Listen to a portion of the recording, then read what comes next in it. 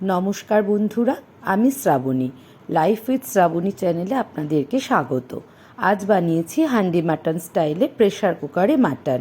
একেবারে বিনা ঝঞ্ঝাটে হান্ডি মাটন স্টাইলেই এই প্রেশার কুকারে পুরো মাটনটা আমি বানিয়েছি। পুরো রেসিপিটা দেখার অনুরোধ রইল। যাদের হাতের কাছে মাটির হাঁড়ি নেই তারা প্রেশার কুকারেই এই রেসিপিটি খুব সহজে বানিয়ে নিতে পারবেন। শুধুমাত্র মাটির হাঁড়িতে বানালে যে মাটির হাঁড়ির ওই সোদা গন্ধটা থাকে সেটাই পাবেন না, বাদবাকি স্বাদের কোনো হেরফের হবে না। আমি 1.5 কেজি মতো মাটন নিয়েছি। মাংসটা খুব ভালো করে ধুয়ে বেছে পরিষ্কার করে একটা ঝাঁঝরিতে রেখে দিয়েছি জলটা ঝরে যাওয়ার জন্য। এবার আমি মাংসটা ঢাকা দিয়ে সরিয়ে রেখে রান্নার বাকি প্রস্তুতিটা সেরে নেব। মাংসে দেওয়ার জন্য আমি 3টে আলু, রসুন, আদা, পেঁয়াজ এগুলো ভালো করে কেটে নেব। আমার তো মাটনের এই আলু আর পাতলা ঝোলটা খুব ভালো লাগে। কষা করলেও আমি আলু দেই। আমার মতো হয়তো অনেকেই আছেন যারা মাংসের এই আলুটা খেতে খুব পছন্দ করেন। আমার মতো কারা মাংসে আলু পছন্দ করেন প্লিজ আমাকে কমেন্টে জানাবেন। আপনাদের ভালো ভালো কমেন্ট পড়তে আমার খুব ভালো লাগে। মাঝারি সাইজের 3টে আলু আমি খুব ভালো করে খোসাটা ছাড়িয়ে ডুমো ডুমো করে কেটে রেখে দিয়েছি। আমি প্রতিদিন রান্না করার সময় যে সবজির খোসাগুলো বার হয় সেগুলো ফেলে না দিয়ে জমিয়ে রাখি অর্গানিক সার তৈরি করার জন্য। সেটা আমার ছাদ বাগানের গাছের স্বাস্থ্যের খুব উন্নতি করে। প্রতিদিন রান্নাঘরে কিন্তু অনেক সবজির খোসা বার হয়, সেগুলো আপনারাও ফেলে না দিয়ে আপনাদের বাগানের জন্য ব্যবহার করতে পারেন। এতে গাছের তো কোনো ক্ষতিই হয় না, উল্টে ফুল বা ফল গাছের ফলন খুব ভালো হয়।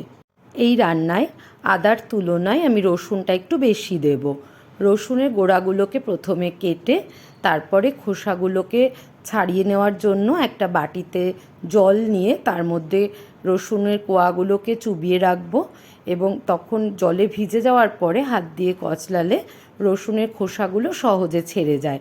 আপনাদের কাছে যদি এই রসুনের খোসা ছাড়ানোর কোনো সহজ পদ্ধতি জানা থাকে আমাকে কমেন্টে জানাবেন।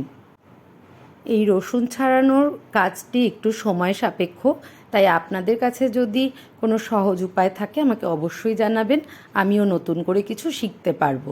এবারে আদার খোসাগুলো ছাড়িয়ে আমি টুকরো টুকরো করে কেটে নেব। তারপরে মিক্সিতে আদা, রসুন আর কাঁচা লঙ্কার পেস্ট বানিয়ে নেব। এবার পেঁয়াজগুলো খুব ভালো করে পাতলা পাতলা করে কেটে নেব। আমি এই রান্নায় পেঁয়াজ বেটে ব্যবহার করব না, পাতলা পাতলা করে কেটে তারপরে নুন দিয়ে মাখিয়ে ব্যবহার করব। রান্নাটি যেহেতু আমি প্রেশার কুকারে করব তাই পেঁয়াজ খুব সহজেই গলে যাবে। আর পেঁয়াজের মধ্যে যদি নুন দিয়ে আপনারা এভাবে ভালো করে চটকে মেখে নেন সেই ক্ষেত্রে পেঁয়াজটা খুব তাড়াতাড়ি গলে যায় আর রান্নার টেস্টটাও খুব ভালো হয়। কুচনো পেঁয়াজটা নুন মাখিয়ে আমি সাইডে সরিয়ে রেখে আমি রান্নায় কি কি মশলা ফোড়নে ব্যবহার করেছি সেটা আপনাদেরকে দেখিয়ে দিচ্ছি। একটা কথা, এই মশলাগুলো আমি ডাইরেক্ট ফোড়নে ব্যবহার করব না, একটু কড়াইটা গরম করে শুকনো খোলায় ভালো করে টেলে নিয়ে তারপরে হাফ ডাস্ট করে আমি তারপরেই ব্যবহার করব। ফোড়নের জন্য ব্যবহার করেছি 4টে শুকনো লঙ্কা, 3টে তেজপাতা, হাফ চামচ গোলমরিচ, 2টো দারচিনি স্টিক, হাফ চামচের মতো লবঙ্গ আর 10টা মতো ছোটো এলাচ। এবার আমি আদা, রসুন আর কাঁচা লঙ্কা মিক্সিতে বেটে একটা পেস্ট করে নেব। এবারে এই রান্নায় যতটা রসুন আমি ব্যবহার করেছি হাফ মতো আমি রসুন পেস্ট করে নেব আর অর্ধেক মতো রসুন আমি গোটা ব্যবহার করব। এবারে রান্নার মশলাটা আমি তৈরি করে নেব। আমি পেঁয়াজ আগেই কিছুটা নুন দিয়ে মাখিয়ে রেখেছিলাম নরম করার জন্য। এবারে দিয়ে দিলাম 2.5 চামচ মতো নুন, আপনারা আপনাদের স্বাদ মতো নুন ব্যবহার করবেন। এবারে দিয়ে দেব 3 চামচ মতো হলুদ গুঁড়ো। এই রান্নাটার রঙটা খুব সুন্দর আসবে হলুদ আর কাশ্মীরি লঙ্কার ব্যবহারে। এবার দেব হাফ চামচ মতো শুকনো লঙ্কা। আমি রান্নায় কাঁচা লঙ্কা ব্যবহার করেছি আর ফোড়নেও 4টে শুকনো লঙ্কা ব্যবহার করেছি, তাই ঝালের কথাটা মাথায় রেখে আপনারা শুকনো লঙ্কার ব্যবহার করবেন। আমি রঙের জন্য দিলাম কাশ্মীরি লঙ্কার গুঁড়ো। এবারে দিলাম হাফ চামচ ধনে গুঁড়ো, হাফ চামচের কমও জিরে গুঁড়ো। এবার এই শুকনো গুঁড়ো মশলাগুলো আমি পেঁয়াজের সাথে খুব ভালো করে চটকে চটকে মেখে নেব। এই মাংস রান্নাটি আমি যেহেতু হান্ডি মাটন স্টাইলে করছি তাই একই পদ্ধতি ফলো করে আমি সমস্ত মশলা আগেই ভালো করে মেখে নেব, যাতে প্রেশার কুকারে দেওয়ার পরে আমাকে আর নাড়তে না হয়। আমি একেবারে প্রেশার কুকারে মাংসের সাথে মশলার সাথে সব মিশিয়ে দেওয়ার পরে প্রেশার কুকারের ঢাকনাটা বন্ধ করে আমি রান্নাটা চাপিয়ে দেব। পেঁয়াজের সাথে আমার সমস্ত মশলা ভালো করে মাখানো হয়ে গেছে। এবার আমি যে ডুমো ডুমো করে আলুটা কেটে রেখেছিলাম সেটা একটু নুন আর হলুদ মাখিয়ে রেখে দেব। এবার ফোড়নের জন্য আমি যে মশলাগুলো নিয়ে নিয়েছিলাম সেগুলো একটা কড়াই ভালো করে গরম করে একটু ড্রাই রোস্ট করে নেব। এই শুকনো মশলাগুলো আমি ভালো করে ড্রাই রোস্ট করে নেওয়ার পরে ঠান্ডা করে একটু আধা গুঁড়ো করে নেব। পুরো ফাইন গুঁড়ো করব না, একটু আধা ভাঙা মতো করেই আমি তারপরে তেল গরম করে তাতে ফোড়নের মশলাটা দেব। এবারে কড়াইটা খুব ভালো করে গরম করে আমি তাতে দিয়ে দেব 1/2 কাপ মতো সর্ষের তেল। ফোড়নের জন্য ভাজা মশলাটা আমার ঠান্ডা হয়ে গেছে। এবার আমি এটা একটা মিক্সিতে ঘুরে হাফ ডাস্ট মতো করে নিয়েছি। দেখুন, খুব ভালো করে মিহি করে গুঁড়ো করিনি, হাফ ডাস্ট মতন গুঁড়ো করেছি। এবার এই মশলাটা আমি তেল গরম হওয়ার পরে গ্যাস কমিয়ে তাতে ছেড়ে দেব। গ্যাস কমিয়ে দেওয়ার জন্য কি হবে, মশলাগুলো পুড়ে যাবে না। মশলাগুলো তেলে দেওয়ার পরে বারে বারে খুন্তি দিয়ে ভালো করে নাড়াতে হবে। এবারে আমি আদা, কাঁচা লঙ্কা আর রসুনের একটা পেস্ট করে নেব। আমি এই মাংসে আদার তুলনায় রসুনটা একটু বেশি ব্যবহার করেছি এবং সমস্ত রসুন আমি পেস্ট করিনি, কিছুটা রসুন আমি গোটা দেব।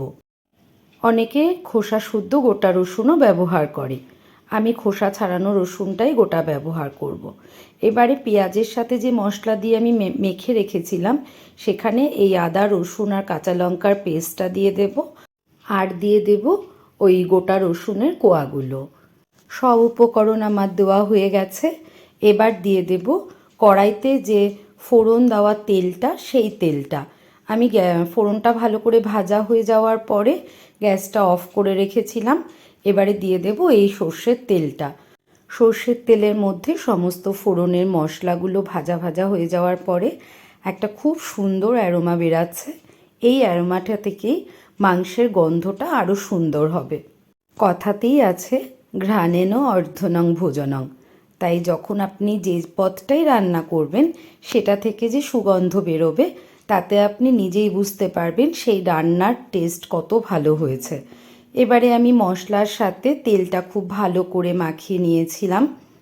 এবারে আমি দিয়ে দেব 4 থেকে 5 চামচ টক দই। আমার এই টক দইটা জল ঝরানো ছিল না, তাই একটু বেশি দিলাম। আপনাদের কাছে জল ঝরানো টক দই থাকলে 3 চামচ দিলেই হবে। এবার এই টক দইটাও আমি বাকি মশলার সাথে খুব সুন্দর করে মাখিয়ে নেব।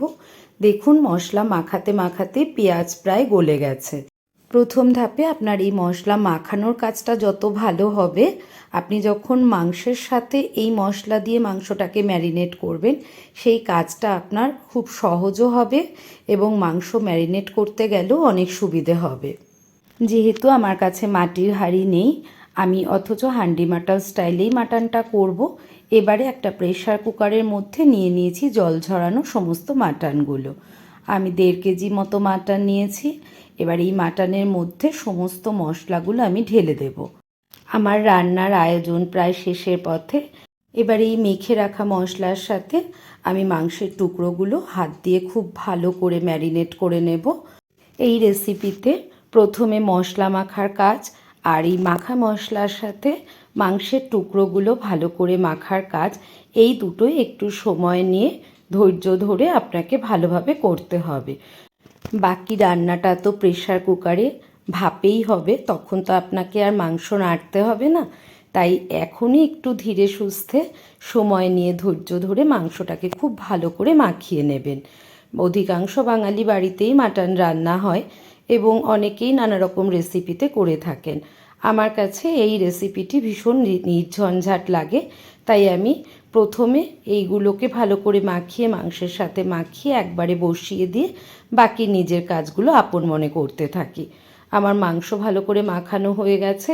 এবারে ডুমো ডুমো করে কেটে রাখা আলুগুলো ওপরে সাজিয়ে দিয়ে দেবো। এবারে যে বাটিতে আমি মশলা মাখিয়েছিলাম সেই বাটিতে অল্প একটু জল মশলাটা ধুয়ে আমি দিয়ে দেব মাংসের ওপরে। আমি আর কোনো জল ব্যবহার করব না। সবশেষে দিয়ে দেব 1 চামচ মতো ঘি। সর্ষের তেল আর ঘি ছাড়া মাটন রান্না অসম্পূর্ণ লাগে, তাই আমি ঘিটা দিয়ে এবারে ভালো করে আমি প্রেসার কুকারের মধ্যেই সমস্ত জায়গায় মাখিয়ে দেবো চামচের সাহায্যে। এই 1.5 কেজি মাটন আমি করেছি হাফ কাপ সর্ষের তেল আর 1.5 চামচের মতো ঘি দিয়ে। প্রেসার কুকারে করার জন্য তেলটা খুব কম লাগবে, অথচ আপনারা দেখবেন রান্নার পরে রান্নায় তেল কতটা ভেসে উঠেছে। এবারে প্রেসার কুকারের ঢাকনাটা লাগিয়ে আমি গ্যাসের ওপরে বসিয়ে দেব এবং গ্যাসের ফ্লেম একেবারে লো করে দেব। এবারে 30 থেকে 35 মিনিট আপনি একদম নিশ্চিন্ত লো ফ্লেমে 30 থেকে 35 মিনিট বাদে পড়বে আপনার প্রথম সিটিটা, তারপরে আরও 5 মিনিট বাদে পড়বে সেকেন্ড সিটি। এবারে সেকেন্ড সিটি পড়ার পরে আপনি গ্যাসের ফ্লেম বন্ধ করে দেবেন আর ঠান্ডা হওয়া অবধি অপেক্ষা করবেন। প্রেসার কুকারের ঢাকনা খোলার পরে আপনার জন্য অপেক্ষা করবে সানডে স্পেশাল হান্ডি মাটন স্টাইলে প্রেসার কুকারে মাটন কষা। মাটনটা কি সুন্দর পারফেক্ট সেদ্ধ হয়েছে দেখুন, অথচ গলেও যায়নি। এই লাল লাল ঝোল আপনার খিদে আরও বাড়িয়ে দেবে। আর কথা না বাড়িয়ে চটপট গরম গরম ভাতের সাথে এই মাটন কষা উপভোগ করুন। মাটনের এই রেসিপিটি যদি আপনাদের ভালো লাগে তাহলে একটা লাইক করে দেবেন এবং কমেন্টে জানাবেন কার কেমন লাগলো। এতক্ষণ সাথে থাকবার জন্য অনেক ধন্যবাদ। ভালো থাকবেন, সুস্থ থাকবেন। দেখা হচ্ছে পরের ভিডিওতে। টাটা।